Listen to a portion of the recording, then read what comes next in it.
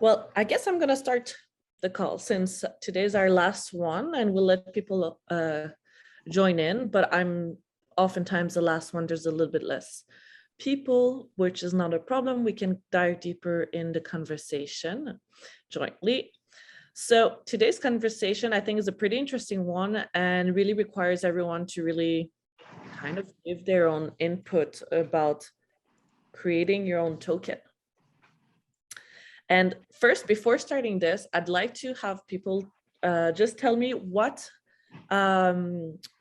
network do you all interact with? Are you more using, for example, Binance Smart Chain, Ethereum, Polygon, Solana, Near?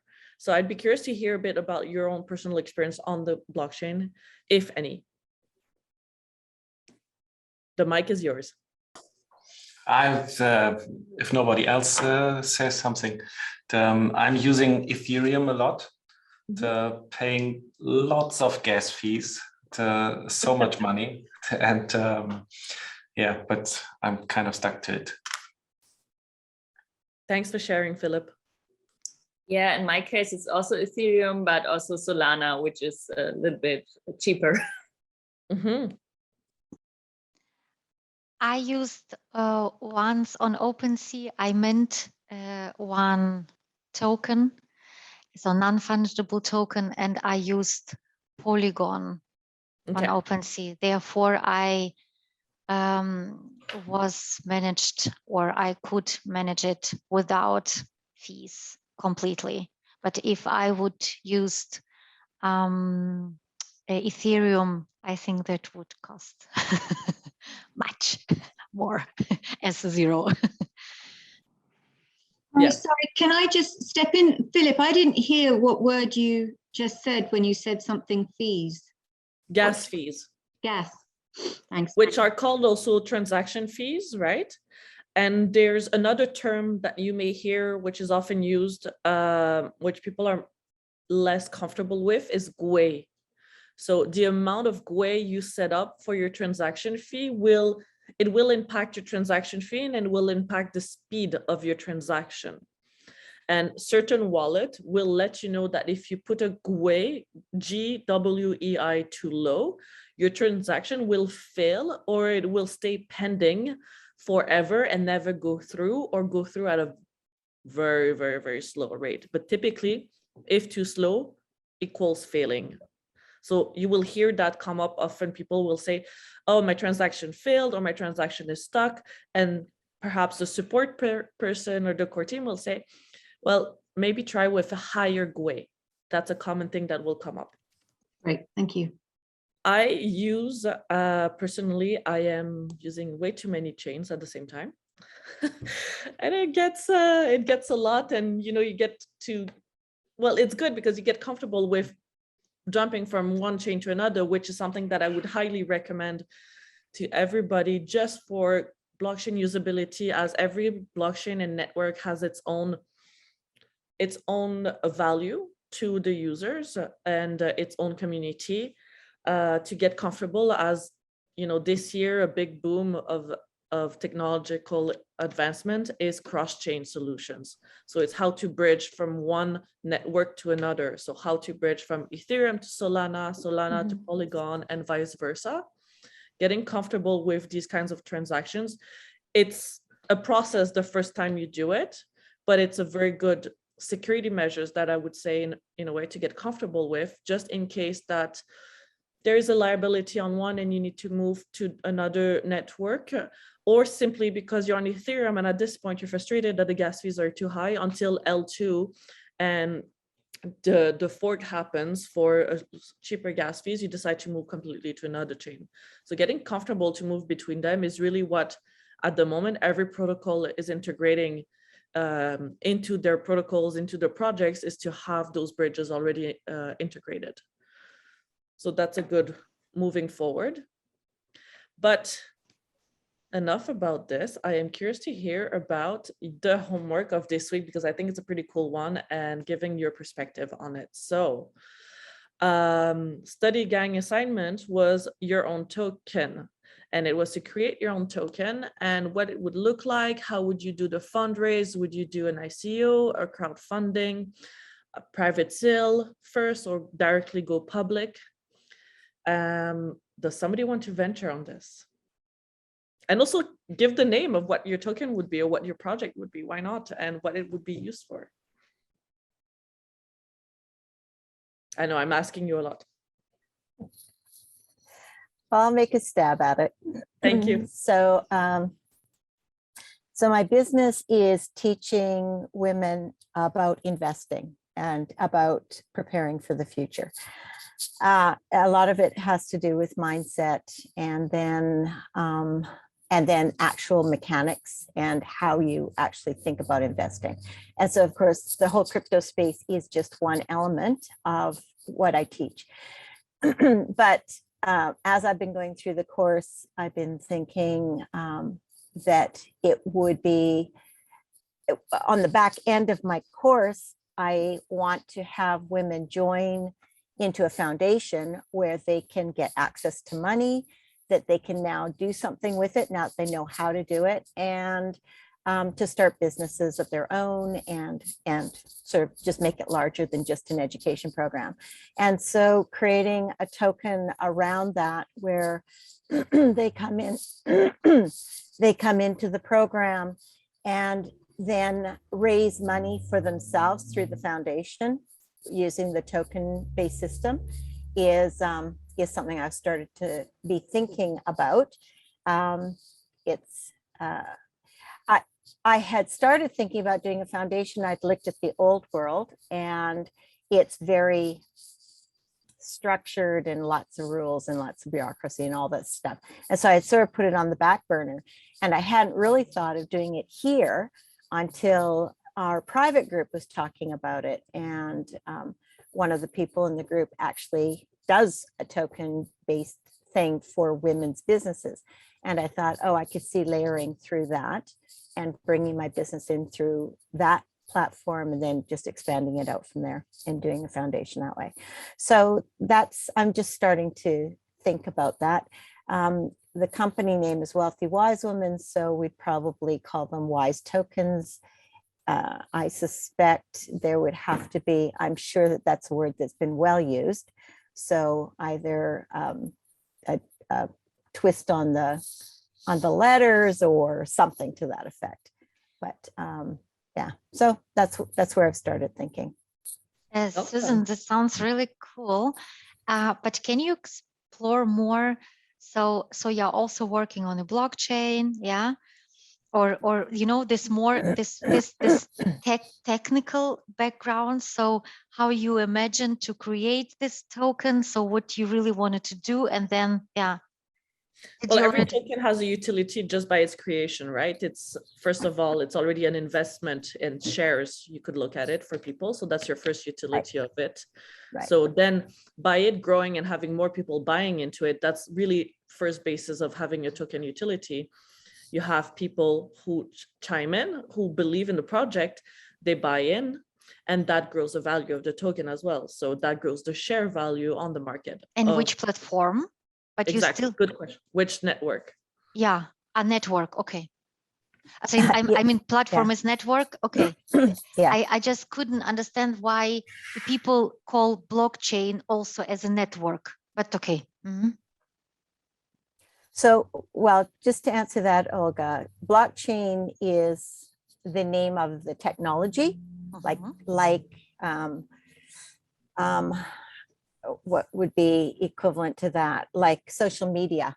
Okay, sorry, which platform? Which blockchain platform? Probably. Yeah. So I don't know. I don't know enough about it because really I hadn't gotten this far. So I do know up to this point, my interest in anything crypto was putting fiat money into crypto and invest it.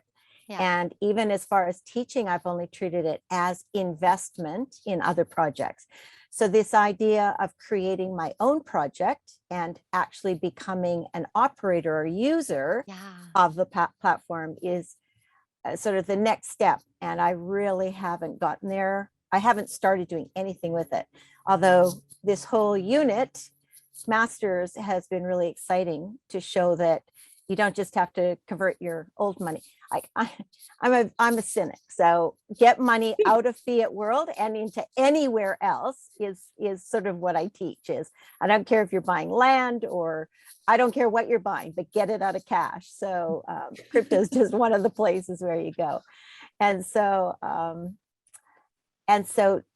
but this idea of going to the idea of creating a group of women who learn about money and learn about trade, which is effectively what money does, is and then doing it in this environment has so many opportunities, because it transitions them out of the old world into the new while they're learning. So they're learning everything and then investing in it in a way that, so they would they would get tokens as part of the course. And then as they want to build into their own program, and join the foundation, then they would be earning tokens through that and to build their own business and truly converting out of the old world and working into the new world. So which platform, I don't know. I have to do much more investigation into where that would be. If I may interject here, that's really okay, because the ideation is already there, the functioning is already there. At least, you know, you have the high level idea of how you want your token to be utilized within your project's economy and the people who uses it. By knowing how you want the first step of how you want your economy of your project to function and people to be rewarded or buying, investing, what are the activity of users, that is already one approach to help you fine tune which network to build upon, because each network will have different features. And these features, if you know what you need regarding of your internal economy, that's how you can also break it down into choosing which networks. Right. That's one approach to it. Some people. If I may, maybe I would add to this. Susan, I really love what you are doing, because when I got the homework for this week, actually seen so many tokens and stuff, and I've always thought, yeah, why the hell does the world need another token? There are so many around, but I think there are still lots of problems to be solved. But during the unit masters, actually I started to interact with NFT, and this was, even if I'm quite long in the crypto space as an investor, this was kind of new. I think I don't have this connection to it. What should I do with these avatar pics and all these stupid things, so to say, yeah? Right. But now I minted a few, and now I own a few. And currently, when we were sitting together, my wife and me, we had a look on a picture which my daughter is drawing, and she's a 3-year-old, and actually she's drawing very similar to what you find as avatars for NFT. And so we really thought about maybe we bring Sophia's crypto beans into an NFT world, in order to do something good. Because what I've seen in the NFT market, at least in the Solana space, because I'm just too poor to go to the high class Ethereum world now, is that nearly every NFT that was in the minting process was kind of a fundraising by itself, right? It was raising fund for a project that then starts to build any other ecosystem and build a project out of that. And we were thinking it would be really cool to use this nice art of her to do something better for her future. So maybe doing funding then afterwards cool projects with it, creating a foundation and start funding projects with it. We also talked about teaching children to code or to enter the blockchain ecosystem. And that's why I really loved what you were just presenting right now. And this is what we what we are thinking about, how to bring this live. I think the first step is very easy, but I think in order to make this a valuable project, we also think about what to do in phase 3 and 4 and so on, how to cater this community that you will create by maybe the first step of selling the first crypto bean or whatever. Right. And how do we there are actually a couple which we are friends with. They actually said, wow, that's a very good idea, and we make the second version of the NFT and bring in the arts of our children. But maybe you have to connect it somehow with Others. even if it's Friday for Future, or if it's education, or if it's something else. I think that would be great, and I really would like to think more on this vision. But yeah, that's where we stand. So NFT to raise money to build a better world for our kids. So this is actually Sophia's crypto beans, actually, so far. Two questions, Robert, to you. First question: was it really complex to mint an NFT?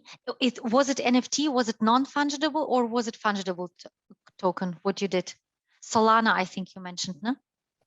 Yeah, I'm talking about NFTs.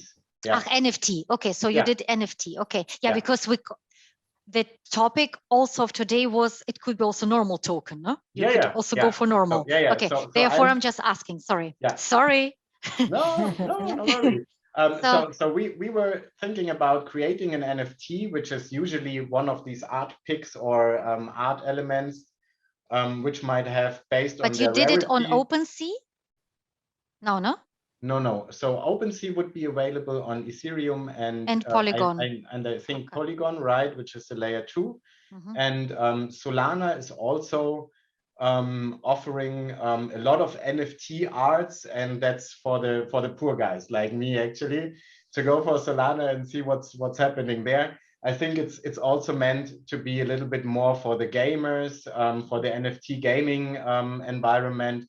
So from the Solana NFT calendar, you find a lot of projects that finally want to become a game, or finally want to become a metaverse or any environment which then offers. And the second question was, you mind this funding? What do you mean with funding? Because you just minted, you probably need to pay some fees. I don't know if it is necessary on Solana. For example, for Polygon, it was not necessary. Just an example. And even then on Polygon, it's necessary. It's just lower gas fees than on Ethereum. So also on Solana, of course, when you make a transaction, you have an entry into the chain, then you pay fees, but the fees are just a fraction of a cent, of a dollar cent. For those small. And then funding. What do you mean with the funding? Who will? Do you have a sponsor for that? No, actually, that was the idea behind. So my conclusion after having invested into NFTs on Solana was that most of the NFTs offered on the Solana artwork markets were just a simple first step of a project to achieve their initial funding. So, for example, just make an easy example. They want to create the Solana land, and the first thing that they sell is a key as an NFT. And you buy this key, and by buying this key and minting this key, you give money to the this is the funding. The owner behind. So for example, now you have 2 SOL per key, and you mint 10,000 keys, then you have 20,000 SOL. Okay, so now you have a little bit of funding to start your project, bringing it to the next phase. Some projects do then an additional minting round with again an NFT aspect, or some are just airdropping services or their own tokens then. But actually, an NFT could be a very easy way of funding your initial seed funding for a project.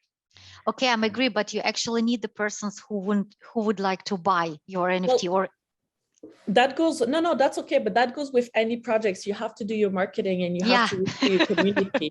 Anything you do, you know, whether you're an artist into the real market or you're an artist, the one that's tangible that you can hold versus the market on crypto, there's so many artists. What do you have to do? You need to build your community, you need to build your marketing. But the idea of, and what NFTs brought is the potentiality of giving another avenue for people to invest by getting a good in return. They give money, but they have this card, they have this stamp that they have participated in the project. They haven't just given money and got a boring paper receipt, for example, and you see their bank account lesser. They get something that they can hold on to, that can keep them connected to the blockchain, to the project, and also gives them value for when the next step, the next phases, as Robert said, for the project, they will be able to utilize that NFT on the project build. So there's more of a cycle return there, and it brings people in much more. So that was a big idea that NFTs do for offering investment. A lot of projects, it's a good way to start. Sorry, it's a good way to start. Another thing that people have been doing is that they also create their own NFTs to get noticed. Can you hear me all? We can hear you, but your picture is freezing sometime. Another approach that people have been doing is that they also create NFTs to simply build their personal brand, you know, as artists, as creators. And they say, if you want to work with me to get hired for a contract, a retainer, they say, buy my NFT. So it propulses them into the market, into other people's wallet, gives their visibility to their art as creators, and then they get hired like this. So the payment goes through an NFT. And that's why they create also different classes of prices through their NFTs. So the NFT is a very good way to, instead of just asking people for money, it's giving them something in return. That's a good approach to it. Did somebody else want to dive into their own token, own project economy, and the name of their future project? Zachary, by all means. Yeah, it kind of leads in perfectly to what I was thinking about, and some great ideas that I'm getting here. And I have questions because I don't understand exactly how they can work together. But I'm a filmmaker, and I have a film that we shot on the underground art scene, mostly immigrant art scene in Berlin a few years ago. It's very experimental, black and white, a really fun film, but it needs to be edited. And so I've been debating doing a case study where we sell a token to raise money to finish the film. And one of the things that I've been playing with is this idea of, because the film is a perfect avenue for NFTs, right? Because you have all of these amazing frames throughout the film.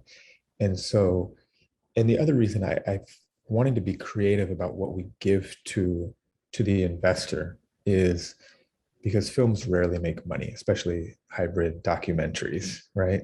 So if you're looking to invest to make money, film is, I wouldn't recommend it. But people invest in films for lots of other reasons, because the material is important to them, because they care about the project, because they want to support artists. So I think it's, to me, there's a few interesting things that I was thinking about, which was how can I sell tokens that are also equivalent to NFTs, right? So at a certain number of tokens, you receive an NFT, which would be a frame from the movie, right? And I was even thinking it could be fun to let people randomly pick a frame between minute 0 and 90 and be surprised at the end of like, what frame are they going to get and what is that going to look like? But what's really interesting is when Robert was just talking about keys to open things. And if having an NFT also served as a key to be able to watch the film, right? So now you're not just selling like your film to view it, but you're selling an NFT as a key that would unlock it to be able to watch it. And then you also have an NFT that you get to keep. And of course you could sell that NFT and someone else could watch the movie, right? Which was one of the other ideas I was playing with was, let's say if we had a certain number, if the film was released in its entirety as an NFT, where the people who crowdfunded were buying a copy of that film, and let's say there were only 2,000 copies, so they could then either not only watch it, but they could sell it if they wanted to, but they could also perhaps rent it, right? If there was a platform where you had like films that were on the blockchain, right? So that it could actually be a source of revenue for them to buy, say, a couple copies of the film and just to leave it up there, you know, for people to rent. And then I think that after there was an initial period of this, then I would go to like, maybe this is happening at the same time that the film is doing festivals, but then there's usually a certain time period where you would go to traditional distribution networks, right? So that, I don't know how that works with, like, if we were going to do a traditional distribution, then the money from that would go back into the treasury, you know, to maintain the value of the token. And then one other thing I was thinking about was, and they do this often in Hollywood, where you don't invest in one film, but you invest in a slate of films. And the idea is that one of those 5 or 10 films will make money, and it's less risky if you're betting on a number of films.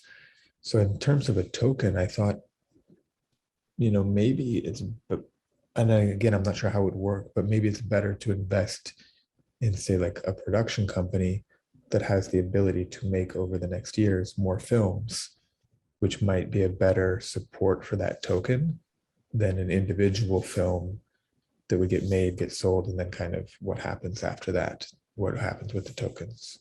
So that's some of what I'm thinking about, and I'd love to hear feedback. It's a great idea, and it's been questioned and is being questioned and worked around that already for the film industry. I think the film industry, and I might be wrong, but what I've seen thus far in the film industry is the sort of the last one for creators to be integrated within blockchain, as it's it mixes all together, right? Sound and lengthier content than an image or a song. So the closest one that works already and that's being worked is with the music industry. Artists can show their discography. So the art of their album can already be bought as an NFT. And it can also be bought as a proof of when the EP or the album will be released, or a song will be released. They will have access because they pre-bought that NFT. So that's the first step for musicians. The other thing is that on a few music NFT platforms, musicians get to give a sample of their song. So a few seconds you can listen to. If you want to listen to the full scope of the song because it was catchy to you, you need to buy it. You're buying the NFT of the song, but you then get the song in your library, musical library on that platform. So that's already been worked, and it's similar a bit for the film industry with a snippet, right? You can get a snippet image of that short film or long film. With production house, it would have, because everything gets to be transparent, the production house can give more foundation and viability for the creators under that production house. But the idea of creator economy on blockchain is that if I put in my short movie and I give X amount of royalties every time that it's being bought or it's being bought or given back, I get X percentages. And also just by on the first sale, you get, let's say 75%, 85%, however you put it as the creator in return to you, versus now in a traditional environment of creators industry, you get really little royalties out of it. So that's where a production house could sort of lose that economy benefit of blockchain for each and one creator, but it can give the viability to be protected by the foundation of a production house, right? But the visuals of a snippet, you like that image, you know, beautiful, beautiful short movies, they're attracted. It's a piece of art. We all have had, you know, movie posters in our homes because we like those artists, we like that movie. So it comes to the same thing. You're buying into it because you like that art of the movie and you have it as an NFT and you can create royalties out of that. Then you would have to say you need to have that NFT to unlock it and have access to the movie. The more, or you could say you need 3 out of 5 to be able to access it, but you put the price lower. That's where you're going to create different barriers or different entryways to your audience and users. And that comes again into brand awareness, marketing, building a community around your projects, and who are you partnering with, because partners are a big thing also for trust on the market. But the idea is there, just the film industry is struggling with that because it mixes a lot of these factors together. But people are brainstorming on it. Yeah. So I had a question, if I don't mind, Zachary, that was a great example. And I just had a question on the technical point when you said people can even rent it, the key. Is that the equivalent of lots of short-term sales? It's just a technical issue because ownership needs to be, and all the other factors that remain with the holding a key need to remain. So to say someone rents it, what does that actually mean? Yeah. So for example, it makes me think, and they're kind of like different competing models that are kind of in my mind now in terms of which way it could go. So one would just be like if the NFT unlocked it, you know, maybe the film sits on a platform, and if you have an NFT, you can watch it. So nobody really would own a copy of it. But another model, and again, there's not a platform right now that exists, but if there were a platform, say, like when you watch on iTunes or Google Play or any of these, but it was on the blockchain. And let's just say there were only, I mean, you can imagine like Tarantino makes his next film and there's 1,000 NFTs of this that people have pre-bought, right?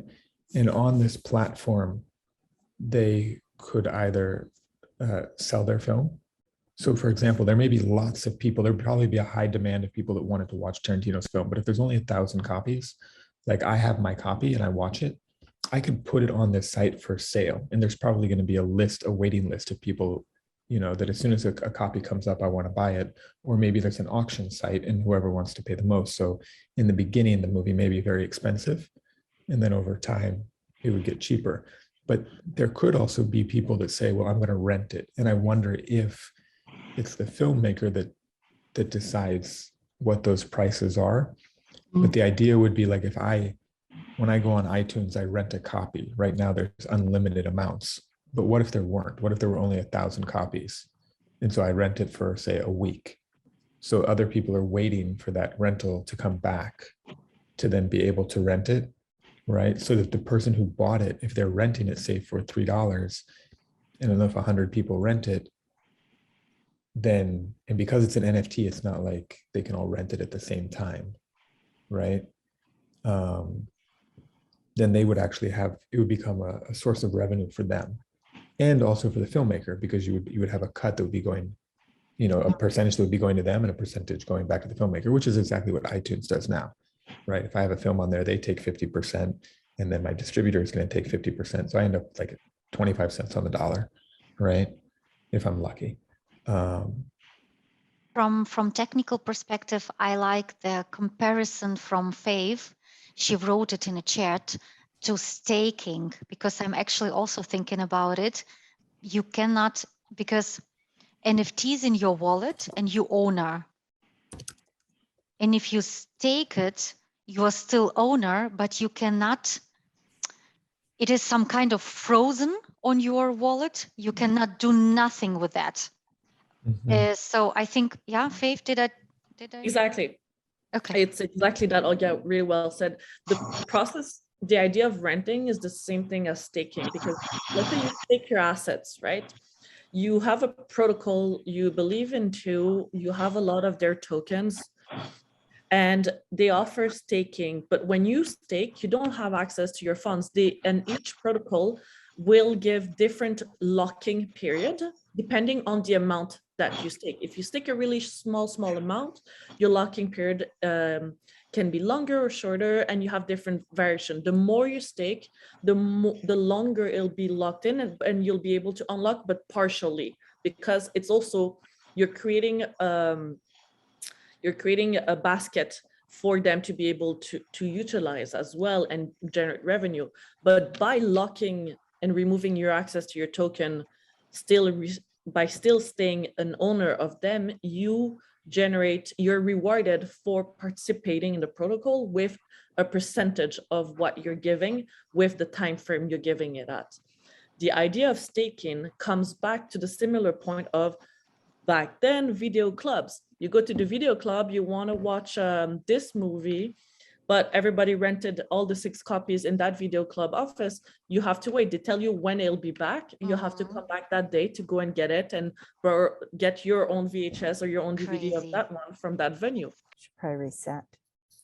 I think that sounds really exciting, Zachary. Do you know if there's a platform that would support what you're talking about yet? Not yet. And this is something I'm organizing the movie forum for Unit. So I'm reaching out to a lot of these new companies. And I think the conference will be in June. So we'll have lots of speakers on this topic, talking about what they're doing. I just spoke last week to someone who their company is going to be doing NFT creation for films or TV shows. So like I have a friend, he's going I think next month to go shoot a manga series. It's based on one of the largest Japanese manga for Netflix. And that, for example, already has a built-in audience. You already have the artwork. It seems like that would be such a natural film to create NFTs around for the fans for the new season, right? Yeah, but there isn't yet, and I think that's one of the biggest barriers. Is that I'm imagining in the next couple of years, we will see a platform equivalent to Hulu, Amazon, iTunes that's based on the blockchain, where each time the film is watched or bought, it automatically triggers and sends money to the filmmakers. And I don't have to wait or trust that the platform that's hosting my movie is actually being honest with me. Right. Fauve, are you aware of any projects that are working on putting a platform like that together for film? There are a few. There was one a few years ago that was the only one doing film and videos, which was Singularity TV, Singularity Net. But then they moved maybe out of it. I saw one last fall at the Web Summit, but they were really, really fresh and new. There's not a lot. What I can do is I can do a little research and get to add a few resources on that topic within the Unit documentation, so all of you can have access to it. But that's what I can say is that it's not done that much at the moment, because there's a lot, also the video editing, the process, people want to move a lot of it on the blockchain, and they can't put it all together to make it viable and seamless, and that it's more frictionless at the moment. The idea of renting is the one that's coming out first, actually, because it's already similarly to music, what people are doing with EPs and having access to music. So they're utilizing the same formats, but it's not the same format in terms of content. It's long form content. So no, there's not that many. It's being brainstormed, like I said. Yeah. That'd be great. Zachary, where are you sort of working on marketing and doing your stuff for your project today? Are you marketing in LinkedIn and Facebook, or are you just not out there at all yet? I mean, right now we have like films on iTunes or cable platforms. There's some documentary platforms, but mostly just traditional VOD markets.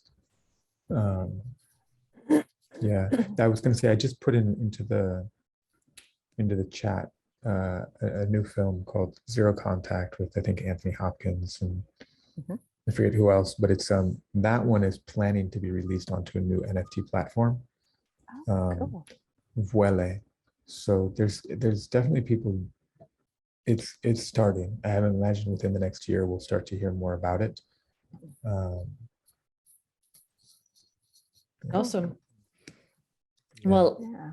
does anybody wants to share a project that they would like to build or they're building as a token, their token economy foundation? And if not, we'll do another little 10 minutes on closing our cohort because this is our last session. No? Well, so I'm going to go into a little feedback round with all of you, just live. I know there's going to be one written or maybe in the study group gang, but I've had a lot of fun for these 6 weeks with 6 weeks with all of you. And I wanted to know how, I know we talked about doing more workshops, more visuals, and that's going to come into the new cohort as well. And there will also be, the curriculum is being rewritten and redone for the next cohorts. And for me, this is all, I get to learn a lot with everybody, the type of questions that you ask as well. It shows me what people are pondering upon and wanting to strategize on. And it gives me a good focus for rebuilding the curriculums and also simply what I bring to the startups I work with as well, because it's user experience. All of it is user experience at the bottom line. And all of you are really amazing users, use cases for me as well. So this was a really good cohort, and I wanted to get some of your feedback of things you'd like to see more, hear more, what you had the most fun, which topic was the best for you, the least good for you. Yes, Philip. Yeah, first of all, thank you for the past weeks. To me, it was wonderful. Thanks a lot for everything. But you were asking for maybe what things are there that you can improve. And during the whole weeks, I had really some breakout sessions that were kind of strange. Sometimes we were just 3 people in the breakout room, like nobody was really talking. So you were the only one trying to engage the others. And so maybe it's a possibility to make breakout rooms where you have an expert in, so that I sometimes had the situation that all of us were saying, I don't know, sorry, I can help you. So we all needed some help. And the breakout rooms were very small, and then there was missing an expert. That's the only thing I would say, which is improvable. But yeah, below that, thanks a lot, really. No, but that's good feedback. We never know if you're not in the room per se, and we have shyer profiles and less shy profiles, and that's the reality sometimes of going into the breakout rooms. But thank you for the feedback. We take it. We take all feedback. Olga, by all means. I have to say something every time. For me, it was such a great experience. If honestly, I'm really newbie on this whole area, and I think especially your structure helped me a lot. This whole week that you sent an email on Sunday with preparing material, and we could make a deep dive, or if we want to. And for example, I did, and it just built every week one stone on another stone on another stone. It was great. So I was so confused at the beginning because we heard so much. There is token, there is exchange, there is Bitcoin, then is, I don't know, Ethereum and gas fees. And you just helped at least me to have the structure in my head. And also now, if I will do my own research or will go my own way, I at least know how I can educate myself. So this was really perfect. And of course, the whole community. So I don't know, I now know so many people. So this is just incredible. I didn't have a luck with my study group. It was not so good organized, but that's fine. So in our group, it was the same as Philip mentioned. It was already study group. Someone have to have more knowledge, but it was not the case, but that's okay. And what I'm missing, but you know, all this technical background. So also, for example, now, if we talk about token and about, I don't know, Solana, I would be glad that you just share your screen for 5 minutes and just show us what you do, what you have done, how does it, that for me. Yeah, workshop features. Yeah, not only this separate technical workshop, what I wished, but indeed in this exercise, in this session, what we now have, probably 5 or 4 minutes. I don't know if other people think the same, but so this is this point, and in general, thank you so much. Awesome. Thank you. Marco, by all means, you can go. Hi, can you hear me? Yes. Okay, hold on a second, please.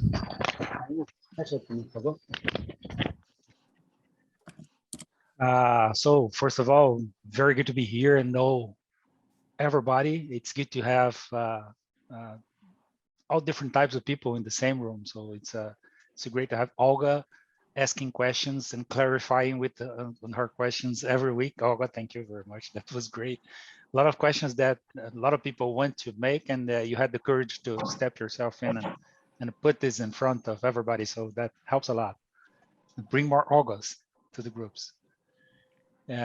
One thing that I missed, besides the expert into the breakout rooms and the study gangs, was the connection between one week and another. So when we end on Thursday, there is the last presentation of the week, and between Thursday and Sunday, there's a huge long gap, and we don't have anything to do in that space. So I think that we need to fill this gap with something preparing for the next week, or somehow collecting information from the students in the group, maybe compiling all the outcomes and I don't know, putting everything into a library or a bunch of links, or I don't know, something that collects all the cultural assets that we build together along these weeks, because the discussions we have here, I'm sure that you're recording this, but nobody will take this recording and collect everything and put this in a separate place. So if you can at least get the key points, the key outcomes from each week, not only the ones from the survey on the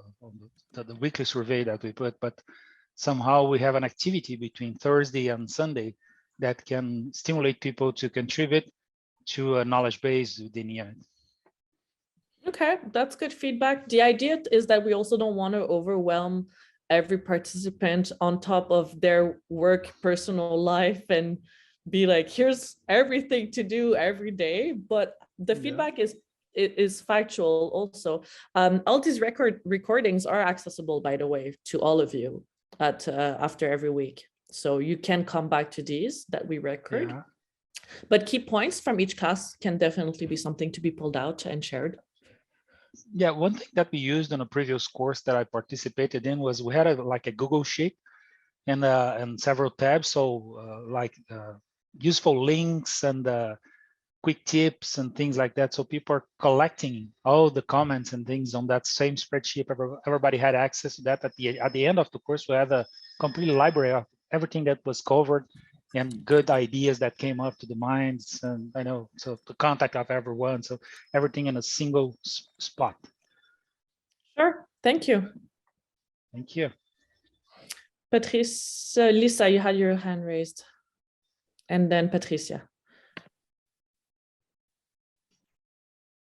You're still on mute. So now finally. First of all, thank you. I really learned a lot, and I think it was a really yeah, there were broad topics, and it was really interesting from my point of view. There's the one thing I agree with Philip about the breakout rooms. Maybe it helps if they are a little bit larger, because for me it was the same experience. So we were 3 people. One was not talking, no video, and so then it's difficult to learn. And the second point would be the preparation mail on Sunday, because it's so short time to. So I have the feeling that I always have to concentrate everything on Sunday. If I want to do something on Sunday, it's difficult. So I would really appreciate if the preparation email could come a little bit earlier, so that the preparation can be spread over the weekend. So Perfect, thank you. That's the only things. Thank you very much. Thanks, Lisa. And Patricia. So now, hello. Well, for me, the first 3 weeks were very interesting because I also had more time for it. In the middle, I had a period where I was not able to be in the live sessions because I had another events, and well, it was of course harder to go to listen what already happened. So because it was not any access to the group. But in general, I agree with Marco that I missed a bit some over topics, something, what will be in the first week, what is the difference between the first week and the second week. But in general, it was highly inspiring and much more than I couldn't expect at the beginning. So it was really better than even from the beginning than the expectation. It was interesting, inspiring, and also surprising. Fantastic. Well, thank you, duly noted. And I'm going to take one last Miriam, and then we're going to have to say goodbye to us all. Oh, thank you. I think, Sina, you were earlier. That's fine. Okay, thank you. Yes, thanks. It was so great. And I did just another program before that, which was not so interactive, but it was great too. But I had more fun in this program, I have to say honestly, because also of the study group concept, which is really genius, because everyone can participate with choosing their study group of interest. And that was really good. And I had a really great study group with Dinara. And Susan, you too, always very able to have a discussion with you. Thanks. The only thing, the structure and also the dashboard and the quizzes, I love the quizzes because they were so much fun. Not always so challenging, but just fun. It was really nice. And the only thing I recognized for myself is that I was not so, I have not filled out the forms after each call, because I sometimes rewatched the calls because of, normally I have to work at the time. And therefore I was not so behind putting my notes and summaries into this form. As you say, it is the thing we have all to do to get the certificate. Maybe there would be another alternative to that, because I wrote really something in my system. I have a real note-taking system for that, but I found it not so valuable to fill it in this form, you know, just one point for myself. And that's why I have the stress this week, because I have to fill everything on my notes into this form to get the certificate. It's the only thing. Maybe there would be something more fun or useful for me. I don't know. Perfect. But thank you. Thank you. And Sima, since I skipped you, I'm so sorry. And then we'll close it because time is running. Because we are up against time, I won't repeat what others have said, but I did agree with Philip's point, and also the timing of asking us to prepare, if that could come earlier. But I wanted to say I thought the recordings are very helpful, because actually on your website you don't say when the next course is due. So I actually signed up in the middle because I didn't know when I'd have to wait for the next one. So that would be handy if you could put a schedule of when the cohorts are coming up. And then just the other thing that would be helpful if we had a practical session where somebody actually physically, one of the lecturers did that in the earlier days, physically went in and showed us how we buy a currency, how we decide practically which platform, where we would see all the prices are, so we can actually see that technical process. That's is added to the next cohort, but yeah, it's something that we will absolutely include. We're going to do a lot of onboarding of different platforms, and how to use a bridge, how to mint NFTs, how to get certain tokens. But yes, it would have been useful to add it before, but it's coming next time. Thank you. But I want to say thank you to everybody for participating to this cohort, and perhaps hopefully we'll see you in other cohorts and on the group chats, or just discover your own projects coming up. You never know. So thank you everybody for participating. It's really it was fun, and have a good rest of the day. Thank you. And thank you, Fauve. Thank you. You made it very interesting. Thank you. Thank you. Bye-bye. Bye for now.